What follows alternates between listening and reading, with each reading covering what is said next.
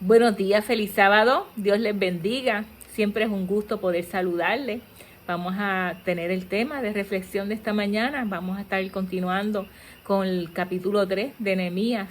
Vamos a estar tocando hoy la puerta del juicio, la puerta número 10. Pero antes vamos a pedirle a nuestro Padre Celestial para que sea el Espíritu Santo el que dirija. Así que oramos. Querido Padre Celestial, gracias por la presencia, la bendición y la dirección de tu Santo Espíritu. Gracias, Padre, porque tú eres un Dios de relación, un Dios que siempre estás buscando a tus hijos, Padre. Gracias porque nos cuidas, nos proteges, nos bendices, nos diriges. Y te damos gracias, Padre, porque siempre estás supliendo nuestras necesidades.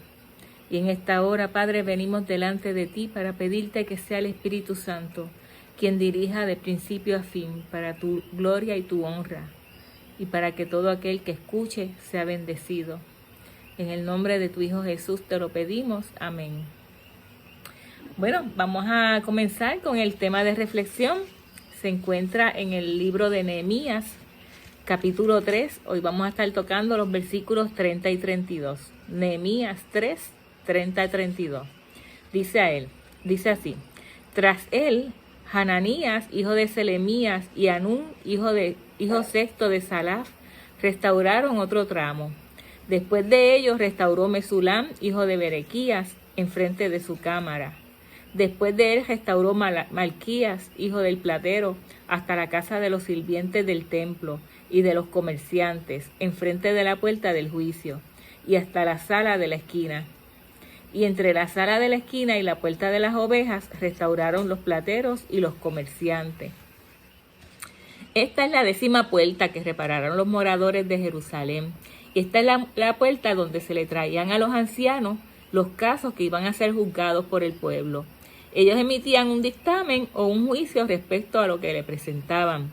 Y esta puerta ha sido traducida como la puerta del juicio, pero la palabra exacta que se utiliza en hebreo es mifkat, que literalmente significa una tarea asignada, hacer un nombramiento, asignar un cargo o nombramiento. En esta puerta los guardias y los atalayas se presentaban para recibir órdenes y para darle reporte a las autoridades. Es en esta puerta que se hacía un trabajo de juicio y se inspeccionaba, se hacían evaluaciones, se hacían determinaciones. También era la puerta por donde entraban los gobernantes y las personas que venían de afuera. Esta puerta también está relacionada con la segunda venida de Jesús. En un sentido espiritual representa el día que daremos cuenta a nuestro Señor Jesús por lo que hayamos hecho aquí en la tierra respecto a lo que Él nos encomendó. Vamos a ver qué nos dice Ruth 4:1. Boaz fue a la puerta de la ciudad y allí se sentó. En ese momento pasó por ese lugar el redentor de la familia que Boaz había mencionado. Así que lo llamó: amigo, ven, siéntate aquí, quiero hablar contigo. Es en esta puerta que Boaz redime a Ruth con su pariente delante de los ancianos, y es ahí donde se toma la determinación, que pues todos sabemos que Boaz se casó con Ruth. Luego le correspondía al pariente, ya que ella había enviudado, pero como el pariente no quería casarse con ella, pues la ley disponía que la otra persona pues podía hacerlo. Así que delante de los ancianos pues se tomó la decisión y entonces Boaz se pudo casar con Ruth. Vemos ahí que ellos estaban ahí en la puerta del juicio, porque menciona a los ancianos y pues el caso pues que se trabajó en ese día. En Hebreos 13:12 dice: por lo cual también Jesús, para santificar al pueblo mediante su propia sangre, padeció fuera de la puerta. También Jesús fue sometido a juicio también y a Jesús lo sacaron fuera de la puerta para que él muriera. Eso significa que sacó el juicio del pueblo, que sacó el aprobio del pueblo. En Mateo 7:7 vemos aquí algo que Jesús nos dice: pedid y se os dará, buscad y hallaréis, llamad y se os abrirá. Porque todo aquel que pide recibe, y el que busca halla, y al que llama se le abrirá. Cada puerta tiene su significado. Jesús dice: pidan, y las puertas, o sea, la puerta de la esperanza, la puerta de la redención, la puerta que te lleva al templo, la puerta que te lleva al arrepentimiento, se abrirá. Tú solamente tienes que tocar y vas a poder entrar. Vamos a ver quién restauró esta puerta del juicio. Dice que fue Malquías, que en hebreo es Malhiyá, que significa mi rey es Yahweh. Su oficio, él era orfebre, o sea, era un artesano que trabajaba con el oro. Y es en esta puerta el Señor va a poner a prueba que nuestra fe, nuestras obras, para ver si están hechas de oro o de paja.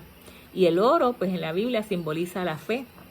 Y en el fuego el oro se purifica. Pero la paja, ¿qué pasa? Se quema, ¿verdad? Pues en esta puerta donde se va a emitir ese juicio. En 1 Corintios, capítulo 3, versículos 10 al 15 nos dice: conforme a la gracia de Dios que me ha sido dada, yo como perito arquitecto puse el fundamento y otro edifica encima, pero cada uno mire cómo sobreedifica. Porque nadie puede poner otro fundamento en el que está puesto, el cual es Jesucristo. Y si sobre este fundamento hay alguno edificare oro, plata, piedras preciosas, madera, heno, hojarasca, la obra de cada uno se hará manifiesta, porque el día la declarará, pues por el fuego será revelada, y la obra de cada uno cual sea, el fuego la probará. Si permaneciere la obra de alguno que sobreedificó, recibirá recompensa. Si la obra de alguno se quemare, él sufrirá pérdida, si bien él mismo será salvo, aunque así como por fuego. En esta puerta se realizaba un trabajo de inspección. ¿Qué trabajo de inspección era? Pues en esta puerta se pasaba inspección por todo el que entraba. Todo el que entraba y salía y se llevaba un registro. También se pasaba inspección de los guerreros que volvían de la guerra. Ahí se contaba quiénes habían regresado con vida, quiénes habían fallecido, quiénes estaban heridos. Se llevaba como una especie de censo. Y en lo espiritual, esta puerta simboliza que algún día todos pasaremos por el tribunal de Cristo. Me refiero a todos los que hayan aceptado a Jesús, ¿verdad? Que es el juicio que se está llevando a cabo ahora mismo, el juicio investigador. Y nosotros vivimos en el día de la expiación, que era el día que se realizaba en el Yom Kippur, que se realizaba este juicio. Era una vez al año, donde se inspeccionaba la vida de todos los que habían entrado al ejército de Dios. Este juicio es el que se está llevando ahora mismo a cabo, lo está realizando Jesús en el cielo y está pues emitiendo juicio en cada una de las personas, que primero con los muertos, los que han muerto, y pues dijeron en su vida que habían aceptado a Jesús. Se está pasando juicio y una vez se termine con los muertos, pues comenzarán el juicio con los vivos. Eclesiastés 12, 13, 14 dice: el fin de todo el discurso oído es este: teme a Dios y guarda sus mandamientos, porque esto es el todo del hombre, porque Dios traerá toda obra de juicio, juntamente con toda cosa encubierta, sea buena o sea mala. Esta puerta representa esta obra de juicio, pero no es solamente el juicio que se va a llevar a cabo cuando nos llamen en el registro celestial para emitir juicio sobre nosotros, sino que también representa que cada acción diaria que nosotros estamos haciendo, Dios está tomando nota de ella, es evaluada por los ojos de Dios. Él nos ama, nos protege, pero también pues Él va a ver todas las cosas malas que nosotros hacemos. Y nuestro Dios es un Dios de amor, pero en Hebreos 12:29 nos dice: porque nuestro Dios es fuego consumidor. Así que aparte de emitirse ese juicio cuando nosotros nos muramos y nos llamen a juicio, aparte de ese juicio que se va a llevar a cabo, pues diariamente también se están emitiendo juicios sobre nosotros, porque Dios está pendiente de cada cosa que nosotros hacemos y todo lo que hacemos, bueno o malo, se está anotando en ese registro. En nosotros esta puerta tiene que ser restaurada. Muchos somos expertos en ver la paja que hay en el ojo ajeno, ¿verdad? Pero no vemos la viga muchas veces que hay en el nuestro y medimos las acciones de todo el mundo, pero nos olvidamos de lo que nos dice en 1 de Pedro 4:17. 1 de Pedro 4:17 dice: porque es tiempo de que el juicio comience por la casa de Dios. Y si primero comienza por nosotros, ¿cuál será el fin de aquellos que no obedecen el evangelio de Dios? La Escritura dice que el juicio comienza por nosotros. Significa que tenemos que evaluarnos a nosotros mismos y dejar de estar juzgando y hablando de los demás, porque podemos quedarnos cortos cuando nos llamen a nosotros. En Romanos 14, 10, 12 dice: pero tú, ¿por qué juzgas a tu hermano? O tú también, ¿por qué menosprecias a tu hermano? Porque todos compareceremos ante el tribunal de Cristo. Porque escrito está: vivo yo, dice el Señor, que ante mí se doblará toda rodilla y toda la lengua confesará a Dios. De manera que cada uno de nosotros dará a Dios cuenta de sí. Y en 1 Corintios 4:5 dice: así que no juzguéis nada antes de tiempo, hasta que venga el Señor, el cual aclarará también lo oculto de las tinieblas y manifestará las intenciones de los corazones, y entonces cada uno recibirá su alabanza de Dios. Cada noche y cada día nosotros tenemos que, antes de irnos a dormir, debemos pasar también por la puerta del juicio y evaluarnos cómo estuvimos ese día, qué cosas hay en nuestro corazón, qué palabras en nuestra boca. Debemos restaurar esta puerta no para condenación, sino para redención personal, para que el enemigo no gane ventaja con nosotros y tenga algo que decir de nosotros. La puerta del juicio tiene una doble vara: el juicio que hacemos nosotros contra otras personas, y también el juicio que debemos hacer contra nosotros. Vamos a ver esa advertencia divina que Dios dice que antes de ver la paja en otro, comencemos a sacar la viga que hay en nuestros ojos. Y este es un juicio que nosotros hacemos a diario. Diariamente nos sentamos como si fuéramos jueces para juzgar la vida de los demás. Y si pudiéramos hacerlo de manera positiva no habría problema, pero lamentablemente el ser humano siempre es de tendencia al mal. O sea que lo que nos gusta es despellejar a las personas, sacarle los trapitos al sol, como uno dice. Y no solamente eso, ¿sabes? Los programas con más rating en la televisión son los programas de chisme, y muchas veces nosotros participamos de eso, nos sentamos a verlo. Y si queremos hacer juicio, mire, comencemos por evaluarnos y hacernos justicia y hacernos nosotros la evaluación y hacer una introspección de nosotros y evaluar nuestras acciones, nuestra forma de pensar, nuestra forma de actuar, de hablar, y preguntarnos qué dije, qué yo hice que molestó a esa persona, por qué esa persona se molestó conmigo. Cuando eso pasa, regularmente solemos echarle la culpa a la otra persona. Decimos: es que ella es muy sensible, o es que él es un mantequilla, o es un inmaduro.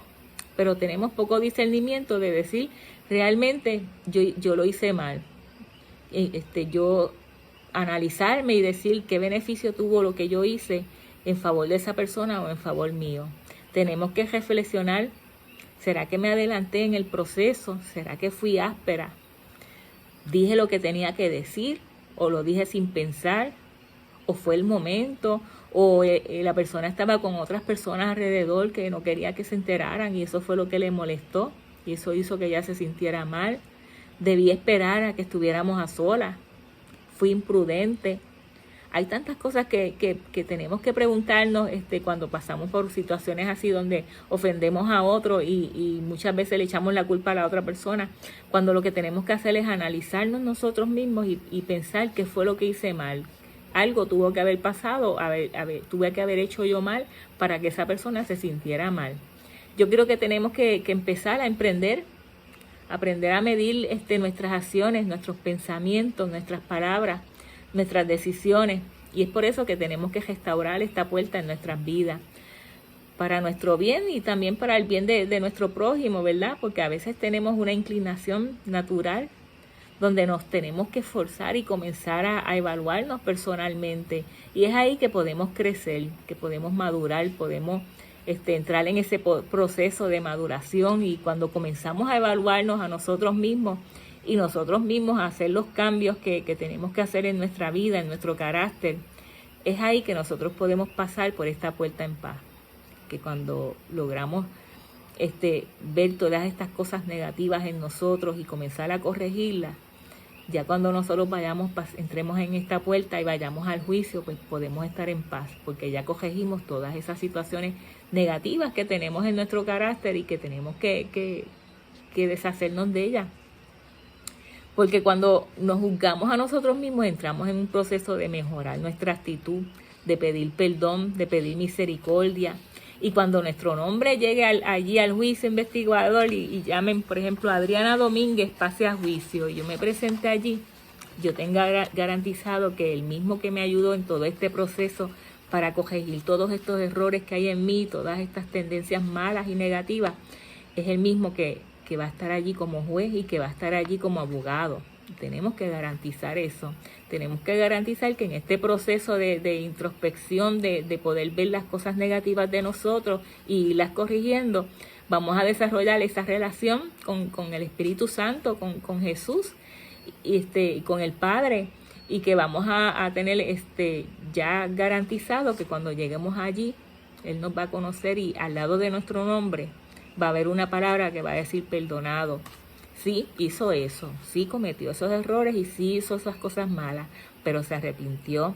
Y en este proceso, pues Jesús, como abogado y como ayudador o consolador, a través del Espíritu Santo que estuvo trabajando con nosotros en estas situaciones, nos conoce porque estuvo en el día a día de nosotros y vio cómo luchamos para corregir esas cosas y para salir adelante.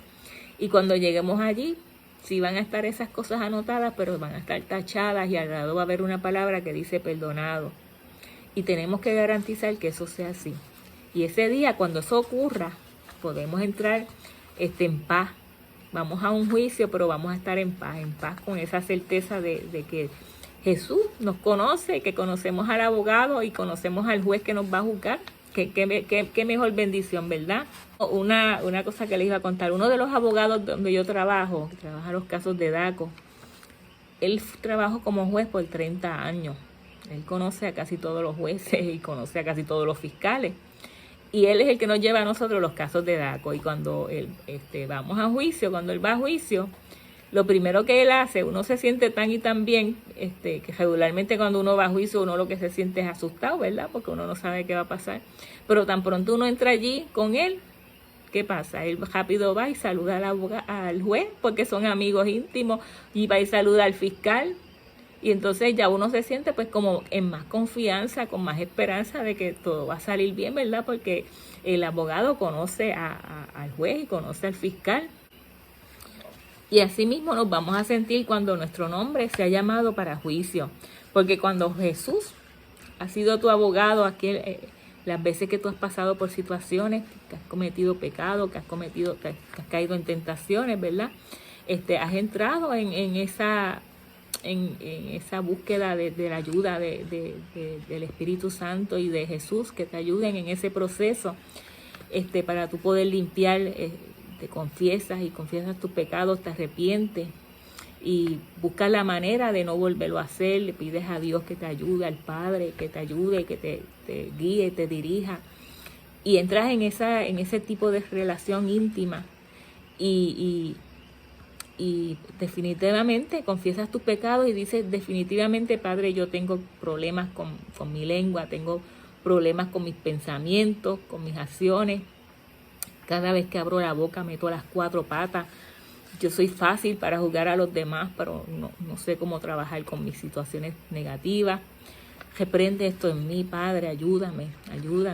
Y definitivamente pues esto me está haciendo daño a mí, y no solamente me hace daño a mí, le hace daño a otras personas, ¿verdad? El hablar mal de otras personas. Y cuando tú te arreglas y entras en esa dinámica con Dios, y caminas diariamente con Él, luchando para corregir esas cosas negativas en tu carácter, ese día cuando se abran los libros, pues va a pasar lo mismo. Tú vas a entrar por allí, por esa puerta, y vas a estar en paz, porque sabes que cuando se mencione tu nombre, pues Jesús va a llamar, a buscar tu registro, y te van a juzgar por todas las cosas que aparezcan allí, pero Él va a recordar que Él fue tu abogado, que Él hizo un acto de intercesión por ti, y que al lado de tus pecados también va a aparecer una palabra escrita, la palabra perdonado. Porque en ese proceso donde tú entraste en arrepentimiento y tú comenzaste a buscar ayuda de Dios para que te ayudara a vencer ese pecado y a salir victoriosa, pues tuviste esa relación íntima y desarrollaste esa relación.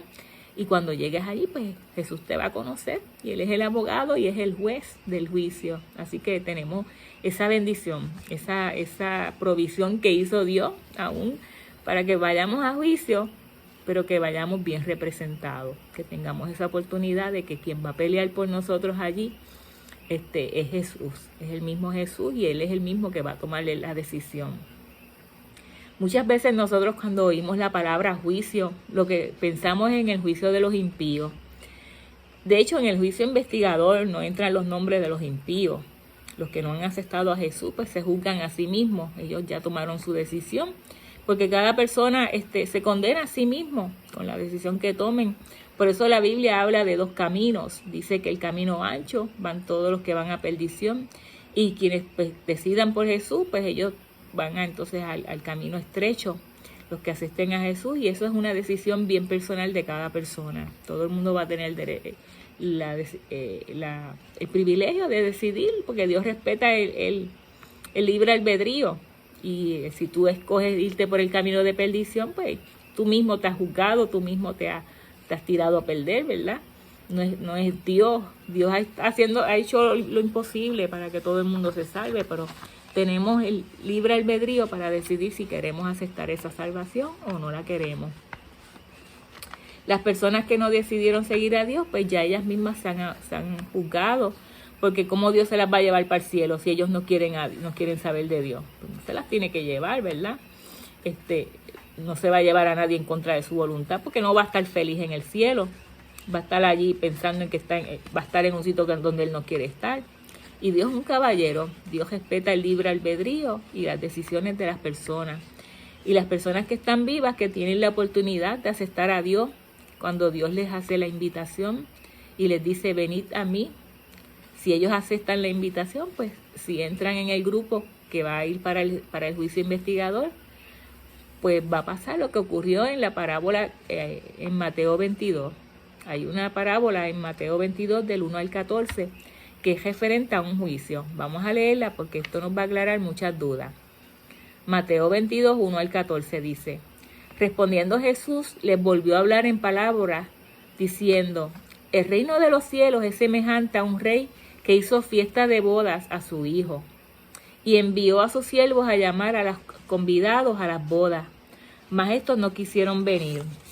Volvió a enviar otros siervos, diciendo, decid a los convidados, he aquí que he preparado mi comida, mis toros y animales engordados han sido muertos, y todo está dispuesto, venid a las bodas.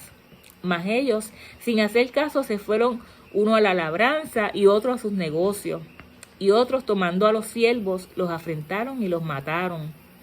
Al oírlo el rey se enojó y enviando sus ejércitos, destruyó a aquellos homicidas y quemó la ciudad. Entonces dijo a sus siervos, las bodas a la verdad están preparadas, mas los que fueron convidados no eran dignos. Y salid a los caminos y llamad a las bodas a cuanto halléis. Y saliendo los siervos por los caminos, juntaron a todos los que hallaron juntamente buenos y malos, y las bodas fueron llenas de convidados. Y entró el rey para ver a los convidados, y vio allí a un hombre que no estaba vestido de boda. Y le dijo, amigo, ¿cómo entraste aquí sin estar vestido de boda? Mas él enmudeció. Entonces el rey dijo a los que servían, atadle de pies y manos y echarle en las tinieblas de afuera. Allí será el lloro y el crujir de dientes, porque muchos son los llamados y pocos los escogidos. Recuerden que esto es una parábola donde Dios va a ilustrar un juicio que es previo a la fiesta de boda.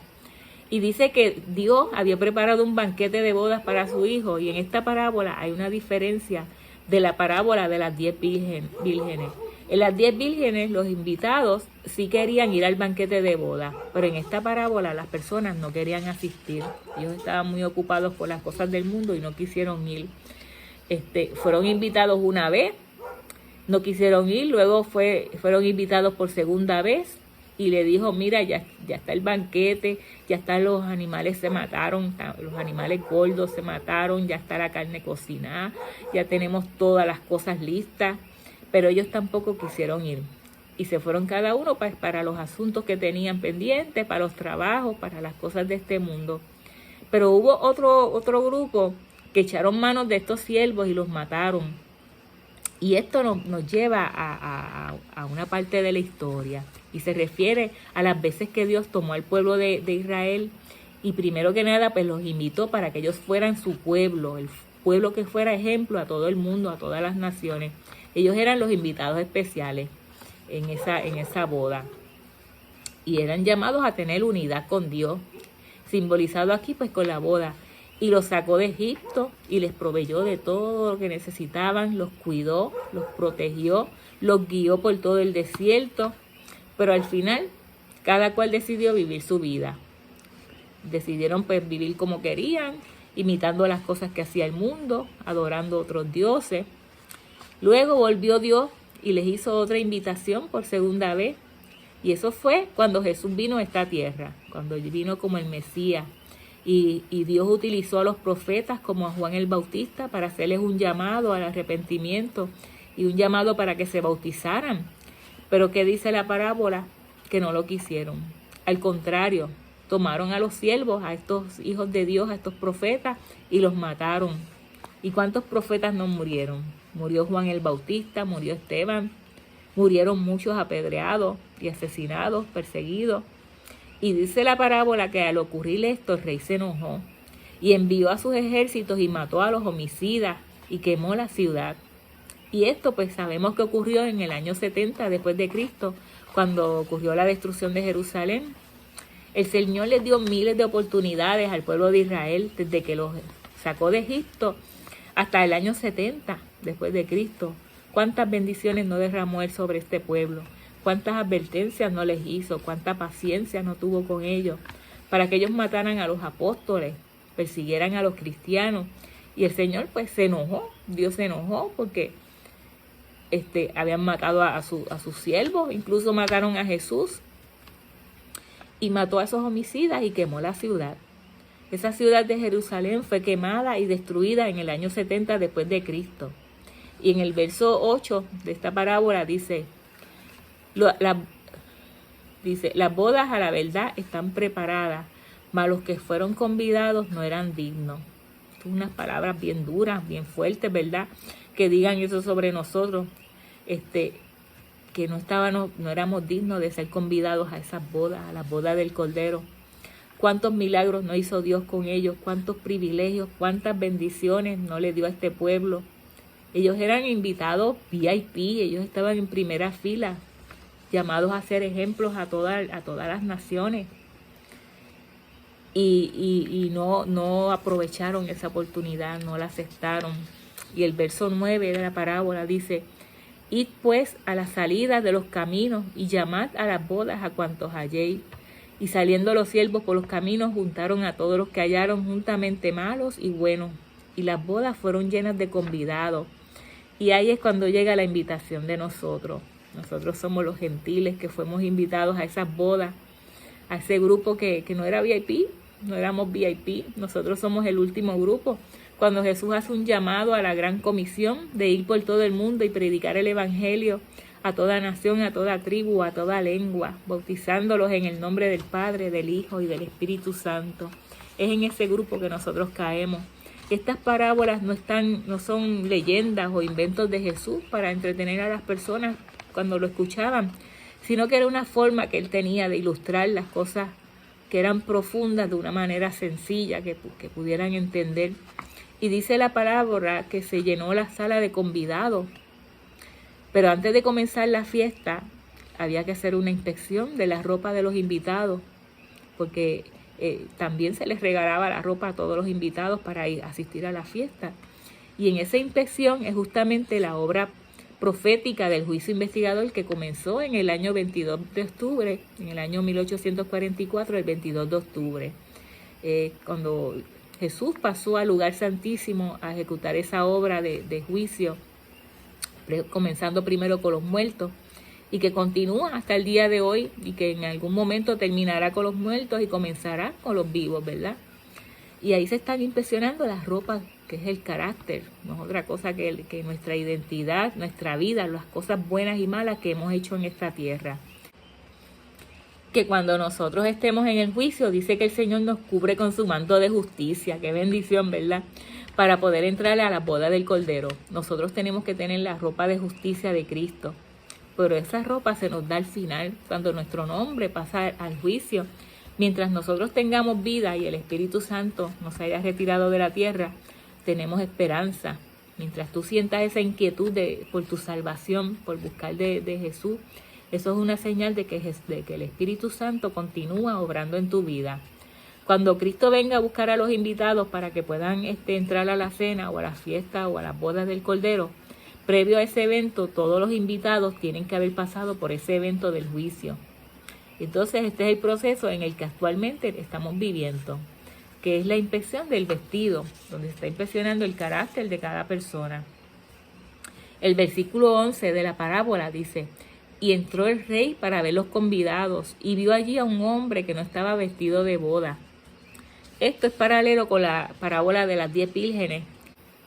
Una de las cosas que menciona, a diferencia de los invitados del capítulo 22, que habla de unos invitados que eran indignos, porque incluso mataron a los que llevaban las invitaciones, a los siervos que llevaban las invitaciones.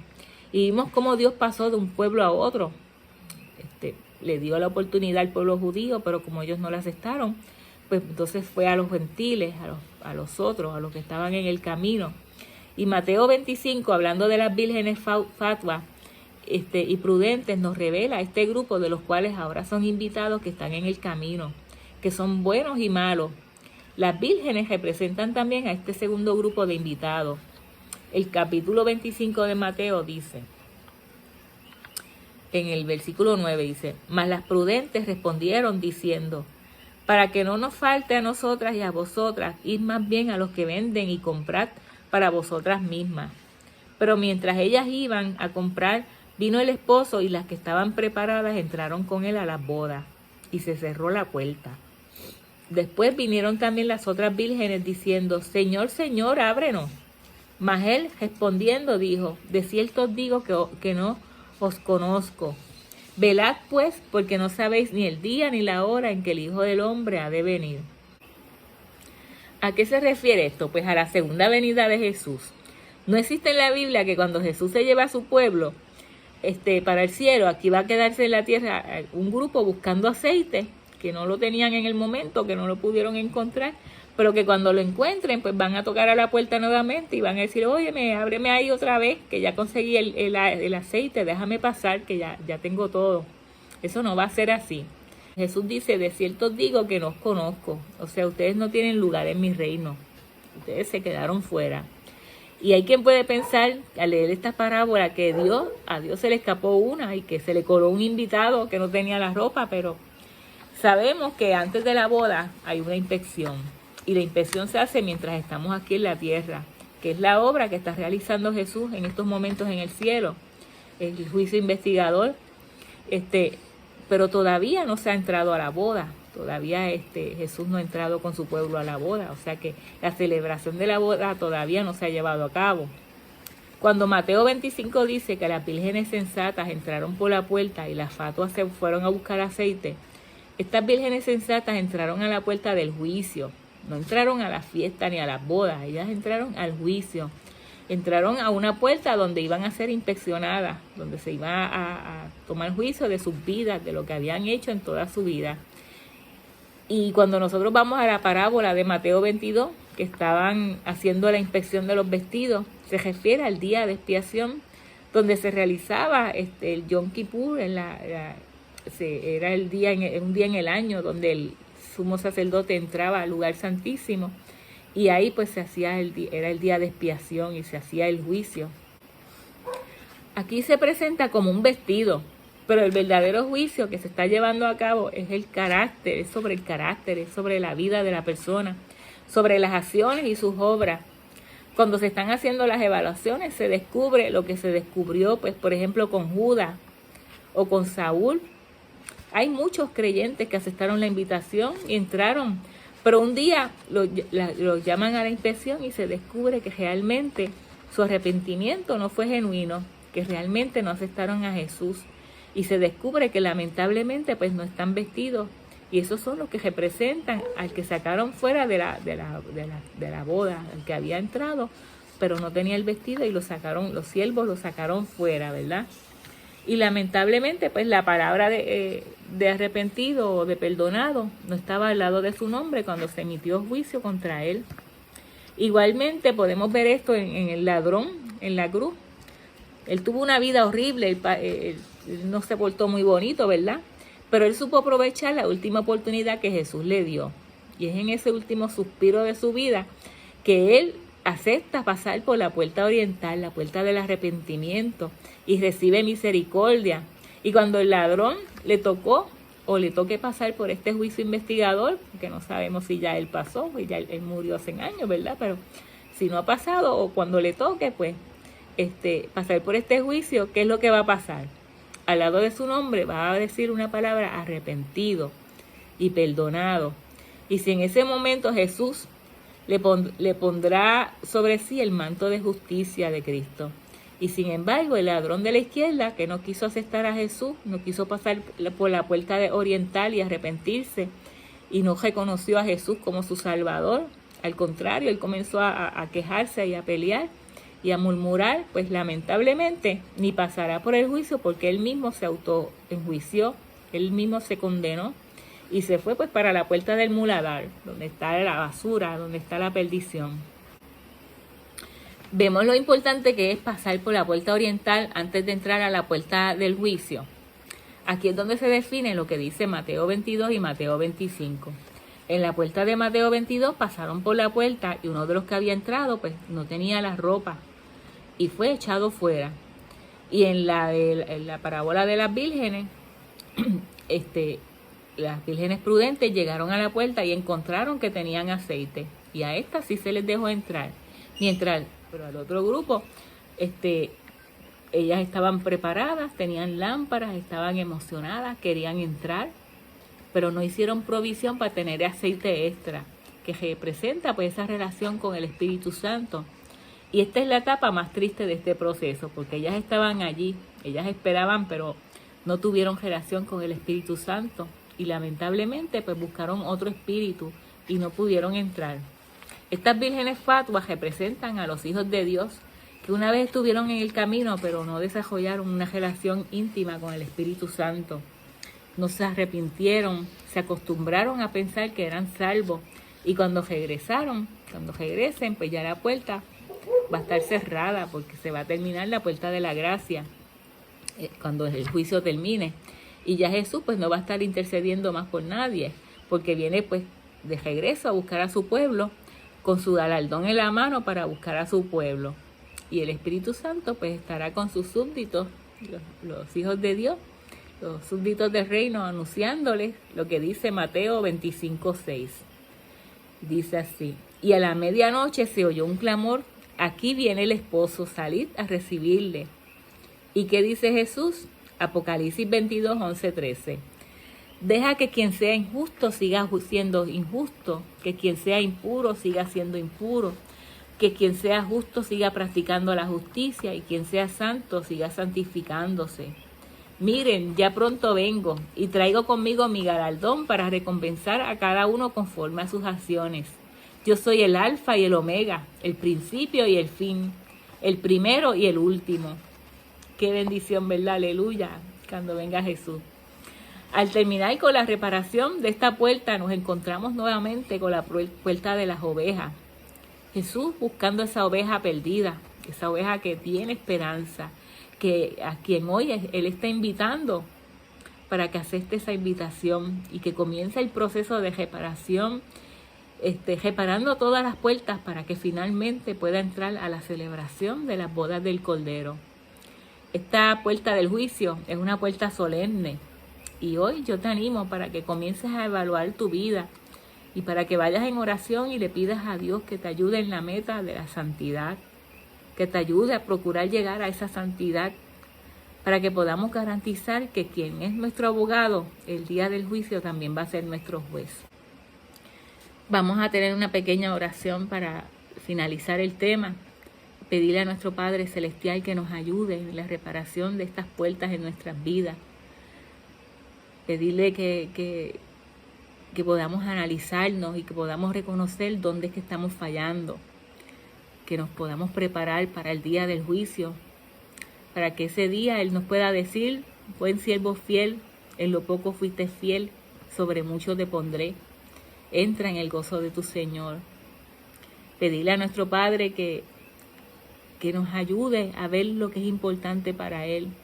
Queremos ser contados, ¿verdad?, en las filas de su ejército, que nos prepare en toda obra buena y en el arte de la guerra espiritual, que podamos unirnos a sus planes y hacer la voluntad de Él aquí en la tierra. Así que oramos.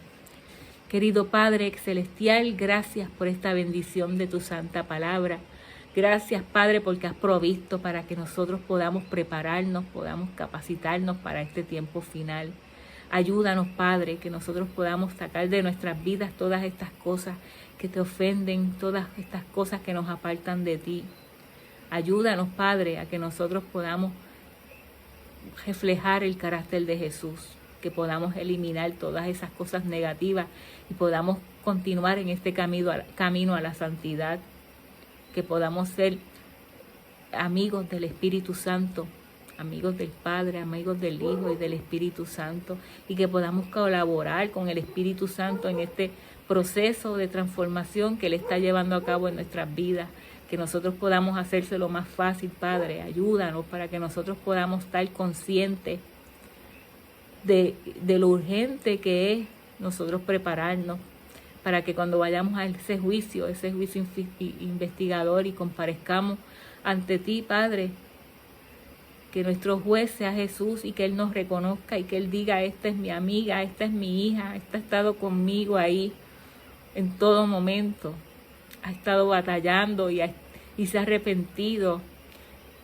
y su fe y su amor por mí es genuino, y ha cometido errores y ha pasado por situaciones malas y difíciles y ha tomado decisiones erróneas, pero se ha arrepentido y aquí dice: perdonada.